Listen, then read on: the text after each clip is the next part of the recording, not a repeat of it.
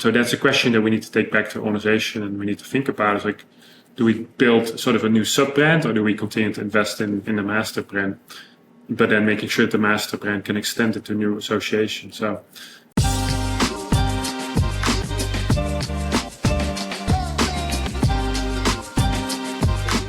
Hi, I'm Gabby Kustras, head of global marketing events at Esomar, and we're here today at the Art and Science of Innovation event in Chicago with Marco Friend, CEO of Quantum, and Rogier Verhulst, head of market and product research at LinkedIn. Welcome.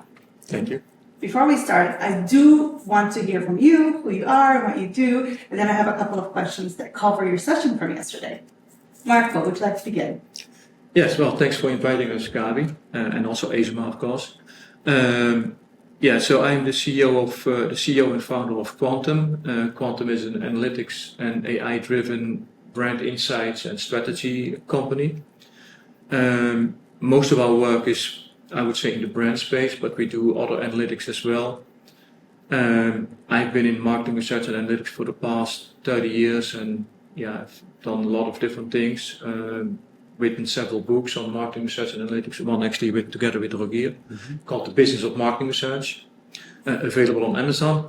It is not that important, not important, but it's just a quick note. That's kind of like a quick summary of me. Yeah, so I'm Rogier Verhulst. I'm currently the head of market research at LinkedIn. I've been in this space of data and analytics for about 25 years. I manage a team at LinkedIn. That's a central team. So we do a lot of research for our lines of businesses. So we have talent solutions, marketing solutions, hiring solutions, or sales solutions, and then also our premium and sort of free LinkedIn product. What's unique about our team is that we have a really broad sort of mix of skill sets. So we have people who can do data sciences, who are very technical, who can do data engineering, and then we have the traditional sort of market research consultants who are doing the ad hoc research. But I think what's really nice about that sort of setup is it allows us to look at data much more holistically. So we can look at behavioral data, and we can sort of append that to survey data, so that we can sort of get greater insights, if you will, and really connect kind of the attitudinal data with how people are behaving on LinkedIn. I've always been really fascinated and passionate about market research and analytics, and excited to be here. So thanks for having us. Amazing. Now, LinkedIn came together with Quantum. You guys wrote a paper. You presented yesterday on stage, and you talk about a framework for AI-driven brand strategy. Can you give me a little bit of insight on what the paper covers and what you presented on stage? Yes. So the paper has sort of like three components to it. One component is that Quantum developed this brand methodology. It's called brand density, and the core of that methodology is basically one open-ended question. Like when you think about brand X, what comes to your mind? People just write down. If you do it in a survey, people just write down what comes to their mind. There are no limitations. It can be colors, it can be images, it can be attributes, it can be usage situations. Anything that comes to mind, they can write down. When we do this research with surveys, then we get this unstructured text data, and we analyze that, and that's very useful, and we've had tremendous success with that. That's the framework.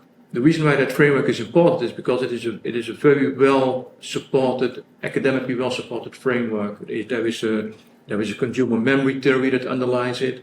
There is empirical results that shows that particular brand metric is very highly correlated with market share.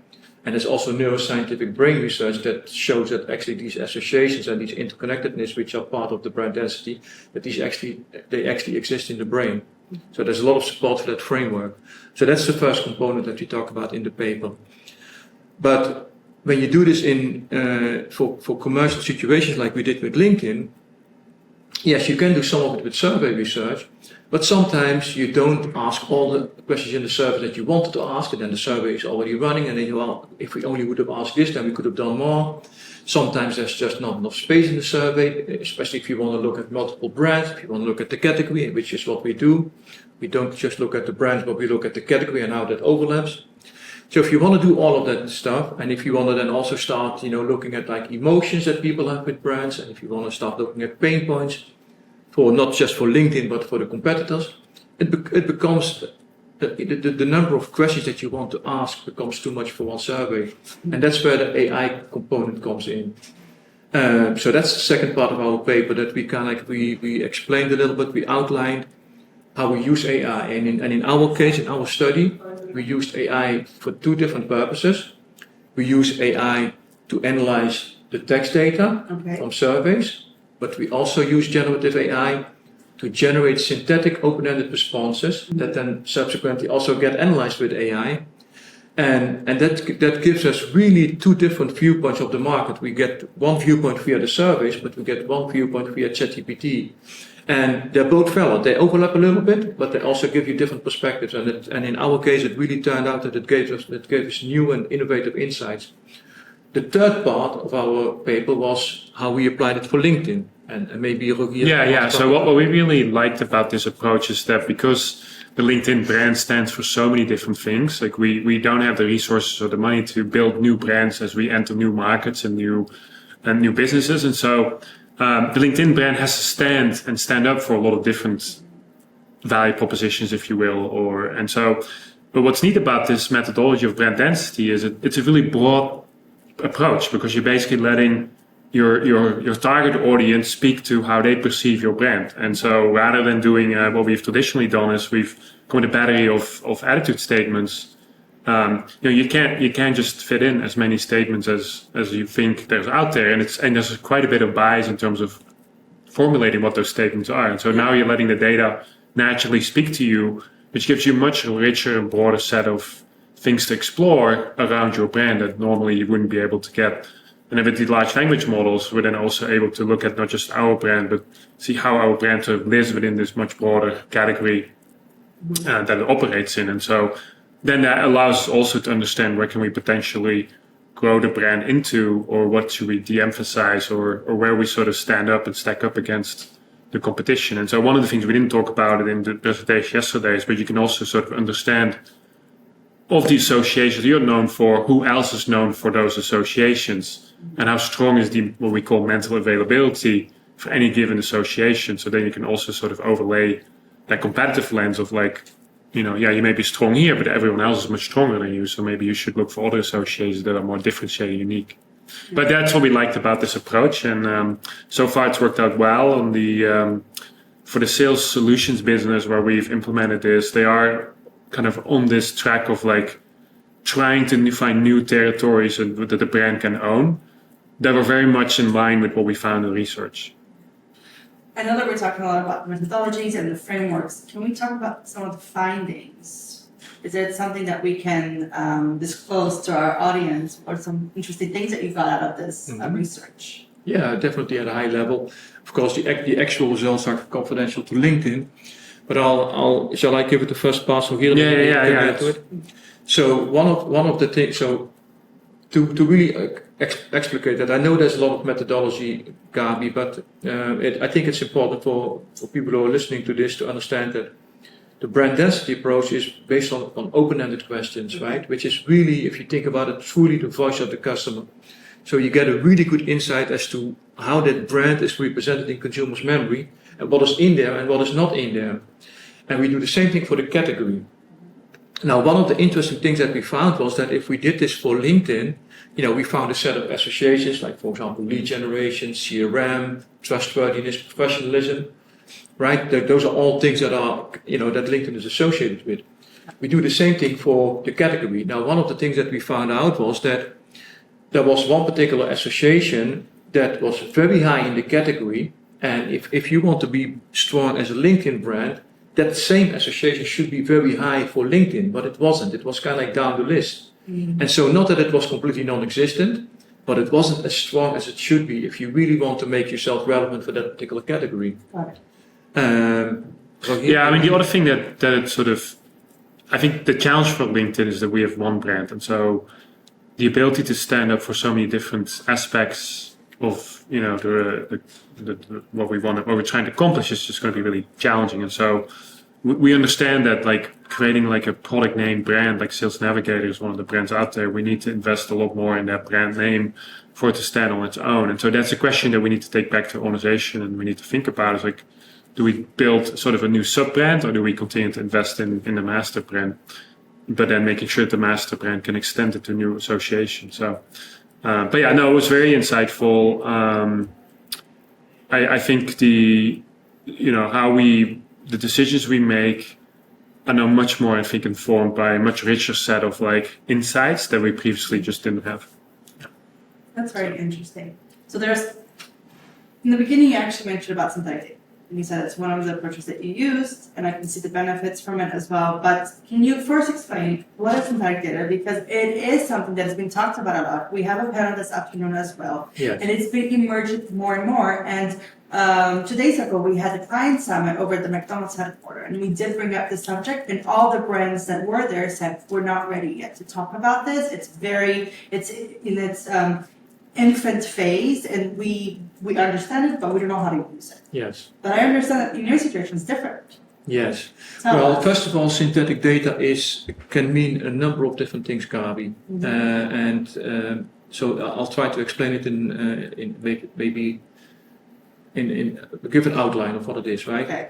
So I'll start with what we did in our collaboration with LinkedIn.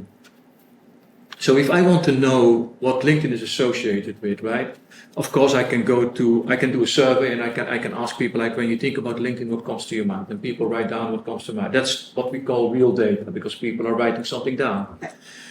I can also use ChatGPT, and I can, for example, say to ChatGPT, like, well, when people think about LinkedIn, what associations do they have? And ChatGPT will give you a number of associations. Now, we do it a little bit more sophisticated than that, because you cannot just ask one question one time. You have to do it a number of times. You have to do it, you have to introduce some variance.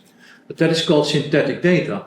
Now, in some ways, synthetic data is not completely the accurate term, because ChatGPT is a language model that is using the data from the internet. But the data from the internet is partially the result of people posting comments, people having discussions about brands, right? So it is not completely synthetic. There is some real data behind it. But what makes it synthetic, I think, and why people call it synthetic, is because that data that exists on the internet gets fed into a language model, which is in essence a predictive model. And that language model predicts not numbers, but it predicts, associations or sentences, right? And that's why they call it synthetic. But it is not really synthetic, because it is derived from actual data that exists on the internet. And then maybe one additional thing, maybe that is too much detail for this particular interview, but ChatGPT is just one of the ways that we can generate synthetic data. There are other methodologies, like, for example, a technique called SMODE, that we can actually use in survey data to generate synthetic data that is derived from survey data. And that's another way of synthetic data. Now, for the people, you mentioned people at McDonald's were still, a little bit cautious about it. And I experienced that in my business as well, that some people, they want to try it, they want to do R&D projects with it. And some people are very cautious, they don't want to do it yet. But there are a couple of interesting points. I can give you one example. This is a project that I did for another social media company, where we had, and this case was very specific. We wanted to predict whether people were using one brand versus another brand. Okay. But the problem was that we had very little data for this one brand.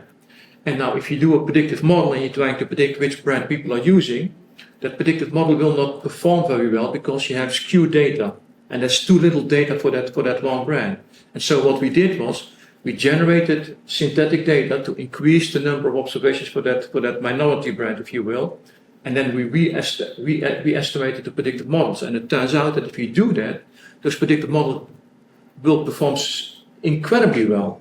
And they will actually predict the real data. So even though you are making use of synthetic data, you actually end up with a model that predicts the real data much better. And that is really, I think, a proof point that synthetic data is actually working.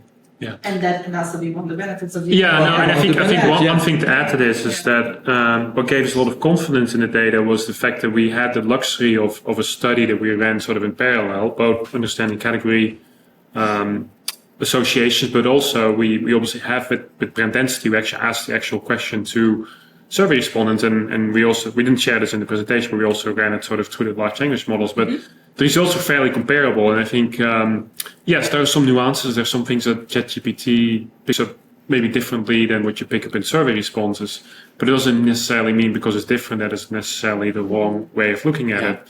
And I think what you're getting with ChatGPT and the large language model is you get actually a much broader perspective than you can pick up in the surveys, because in surveys you're obviously talking to a representative sample, but it's hard to get a representative sample, and you may be missing certain groups that ChatGPT may actually be able to better pick up. And what's neat about ChatGPT and all the prompt engineering is you can imagine, you can put it in a situation of a particular group of individuals. You can say, I want to specifically learn more about, for example, sales professionals that are focused on lead generation or business development, etc. And so putting it in a mindset, you'll then be able to get much richer insights. And so, and what we also really like is the iterative procedures, right? And so, and we can take a lot of these insights and go back to our partners or stakeholders and say, is this, this feels right. This feels like we can confirm this through, other things we've seen. So, yeah.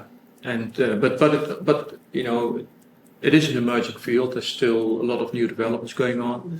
There are different ways in which you can validate it, especially in our case, we had both survey data and ChatGPT data. And so what you could actually do is you could say like, hey, can I use the ChatGPT data to predict what's happening in the survey? And you can actually do that. So, there was some validation approaches.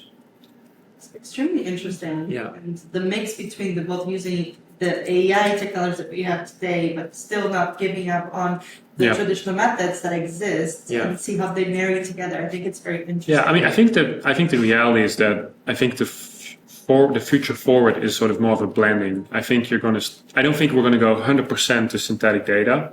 I think there will always be a place for traditional surveys and doing sort of qualitative research, maybe at scale, but I do think that ChatGPT has opened up a whole new area for us to sort of enrich our understanding and supercharge our understanding of different markets and different topics that we're trying to explore.